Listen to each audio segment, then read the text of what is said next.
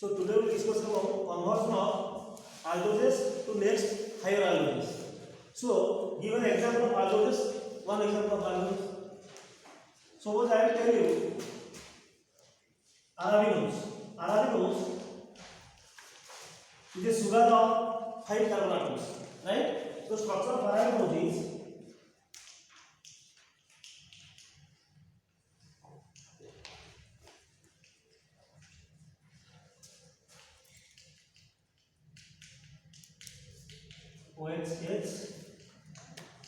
OH, so this should be H, OH 1, 2, 3, 4, 5. This is arabinos. So how to convert these arabinos into the next higher analog? This is your D arabinos. How to convert D arabinos into D glucose? D glucose is 6 carbon sugar. So this is your aldehyde. 1, 2, 3, 4, 5 and 6. Right? Next is OH, H, OH, H, H, OH, OH, H. So difference between D arabinos and D glucose, and D glucose is the next higher analog of D arabinos. Say both are aldoses because presence of the aldehyde functionality. Right? So how to convert, how to increase one carbon more from D arabinos to D glucose? How to do that? So the synthesis is by Killian synthesis. So to convert from the lower aldoses to next higher aldoses. And the Killian-Fischer synthesis. So we need to increase one carbon more, and we convert the 6 carbon atoms. So how to do that? Let's make it a cyanohydrins by addition of HCl. So you can take HCl. So sodium cyanide and water. If you mix these two things, you will get HCl, and the pH you have to maintain around 8. Right? So this HCl will add to the aldehyde to form the corresponding cyanohydrins. So it will form cyanohydrins, that is your Cl, OH,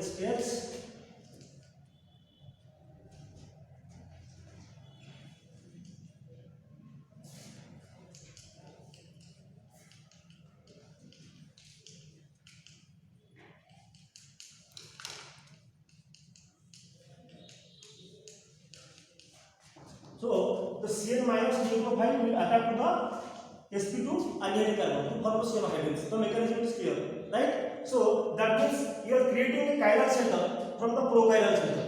The aldehyde function is changing to just the tetrahedral center. sp2 carbon is changing to sp3. So you will get other isomer also. So plus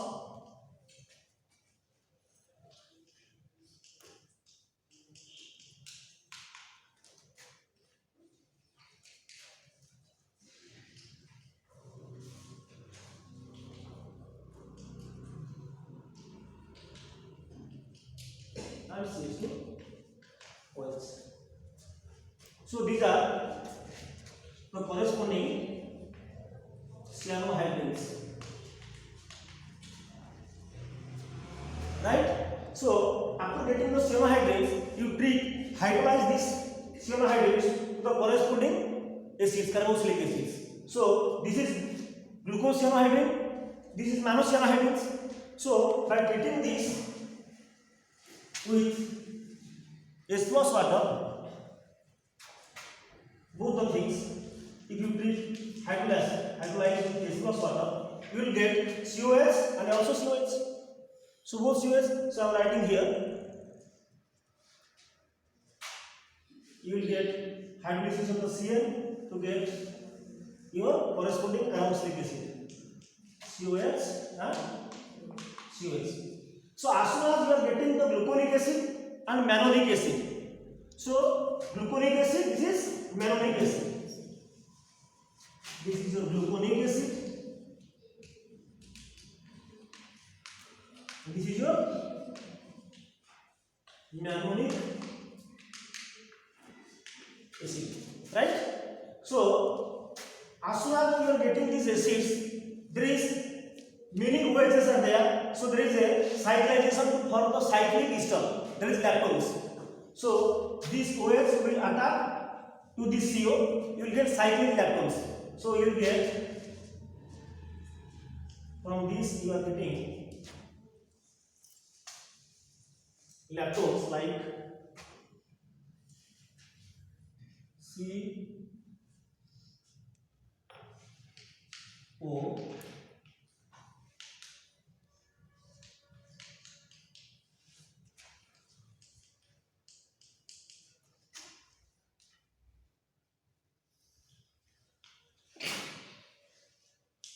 and this will be your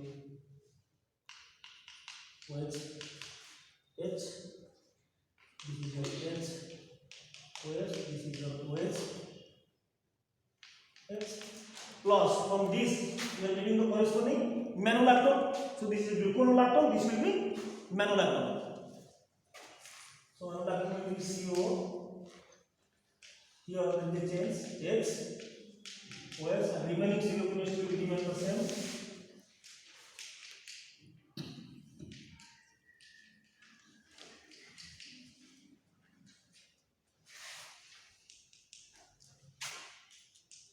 One, two, three, four, 5, and here you are getting the CH2.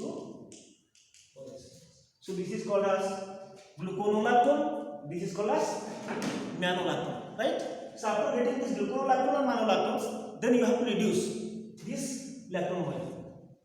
So reducing agent, you can use sodium borohydride or amalgamated sodium. So by reduction of this using amalgamated sodium, or you can use sodium borohydride. So sodium borohydride or amalgamated sodium are the reagents to reduce the cyclic lactones. So from the gluconolactones, the reduction product will be, if this will be reduced, HH, if this will reduce, HH,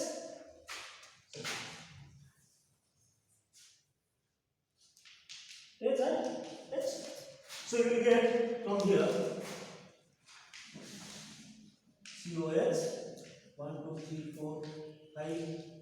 Last is CH2S, OHH, OHH, OHH, and OHH. What is this? 1, 2, 3, 4, 5, 6. D-glucose. And from this, same reduction by amalgamated sodium or sodium borohydride. You get the same thing. What is that? D mannose. So from the D mannose and D glucose, what is the basic difference? The center, this one. Only C2 center. This is carbon number 1, carbon number 2. Only 2 center the configuration is changing. In D glucose, this is OH is right hand side. In D mannose, you will get different ones. Because other things reduction will be same, and these stereochemistry will not change. Right? So you will get D glucose and D mannose mixtures. So as D glucose and D mannose are stereoisomers, you can separate by separating methods. So this is the Killian-Fischer synthesis. Bujhala? In the Killian-Fischer synthesis, you are converting lower aminoacids to higher aminoacids. So D-aramidose is converted to D-glucose and D-mannose. So D-glucose and D-mannose are stereoisomers. This can be separated by physical methods. Stop it.